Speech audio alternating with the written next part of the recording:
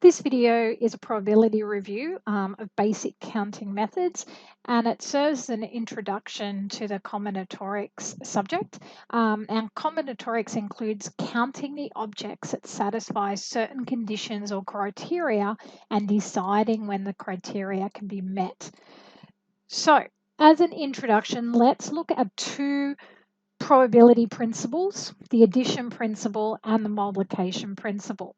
The addition principle, if there are m ways of doing operation A and n ways of doing operation B, then there are m plus n ways of doing A or B.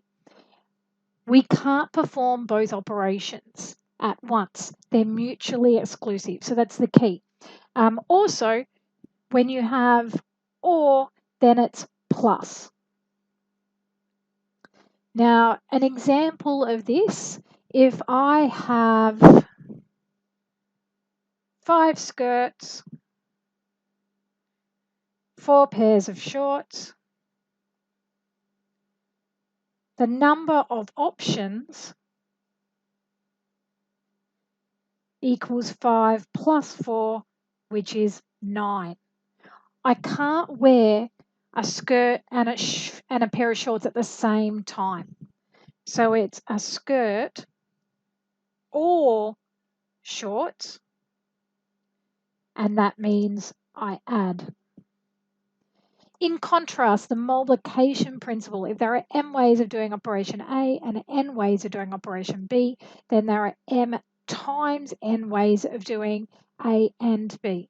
So in this one, you must perform both operations, or sequential operations are involved. You need both. So the and goes with multiply. For this one, if I have 5 skirts and 3 shirts, then my number of options equals 5 times 3, which is 15. I need a skirt and a shirt. So that means I need to multiply. Let's look at some examples. A bag contains 5 red, 3 blue, and 7 black marbles. Determine how many ways you can select red or blue. So the key point here is that or, when we read or, we think to ourselves, I'm going to be adding. So number of selections is going to be red is 5 plus blue is 3, which is 8. Next, there are 3 ways to go from A to B and 4 ways to go from B to C. Determine how many ways there are to go from A to C through B. Now, the key here is we have to go through B. So A, B, C, if you want to think about it visually, we have 3 ways to get from A to B, and we have 4 ways to get from B to C. We want and because we have to go through B. So to get from A to C, number of ways equals 3 times 4, which is 12. Next, Bree has 5 different skirts, 6 different pairs of pants, 3 different pairs of shorts, and 10 different tops. Now, why do I have different here? And it is important. This means that each skirt is different. If it wasn't, then I essentially only have one skirt option because they're all the same. So I have 5 different skirts, 5 different pairs of pants. So let's look at the first one. It says determine how many options of bottoms she has. So this is going to be an or. We're assuming she's not going to wear a skirt and a pair of pants at the same time, or a skirt and a pair of shorts at the same time. So it's, in this one, skirt or pants or shorts. So the number of options is going to be 5 plus 6 plus 3, which is 14. Determine how many ways you can select a skirt or pants. So we have this or here. So number of options equals a skirt, which is 5, plus pants, which is 6, gives us 11.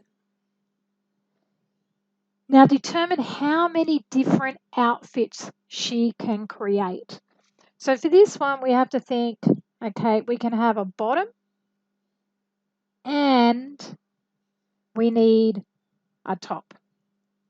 So for the bottom, we work that out in part A. There are 14 options. And for a top, there are 10. So number of outfits is going to be 14 times 10, which is 140. Another example, a bag contains 1 blue token, 2 red tokens, and 1 green token. 3 tokens are removed from the bag and placed in a row. Use a tree diagram to determine how many arrangements are possible. Now, because they're placed in a row, there is no replacement here. So if we look at a tree diagram for this, I'm going to let blue equal B, and we know there's one of those. Red equals R, we know there's 2 of those.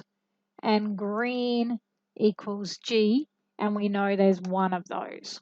Now we're looking at how many arrangements are possible. So the red are the same.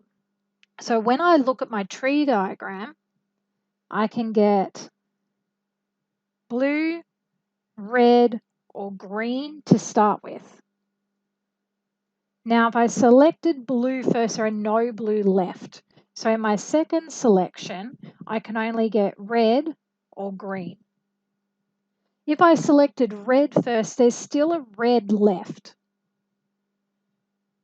So I can still get another red, or I can get blue, or I can get green. If I select green first, there's no green left, so I can only get blue or red. Now, if I go blue, then red, I can still get a red. No blue left in the bag, so my other option's green. I've got blue, green, so now I can only get red. Red, red, I've got blue and green left to select. Red, blue, I still have a red, or there's a green. Red, green, I still have a red, or there's a blue. Green, blue, I have 2 options of red, but they're the same, so I can just go red. Green, red, there's 1 red left, and there's 1 blue left. So if we look at what this is, we've got blue, red, red, blue, red, green, blue, green, red, red, red, blue, red, red, green, red, blue, red, red, blue, green, red, green, red, red, green, blue, green, blue, red, green, red, red, green, red, blue. So 1, 2, 3, 4, 5, 6, 7, 8, 9, 10, 11, 12. So therefore, there are 12 different arrangements.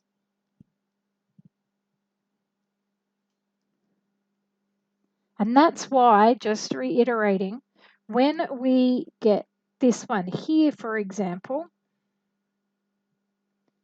we don't need to put that there's 2 reds left, because whichever red I choose, I've still got green, blue, red. Just remember that.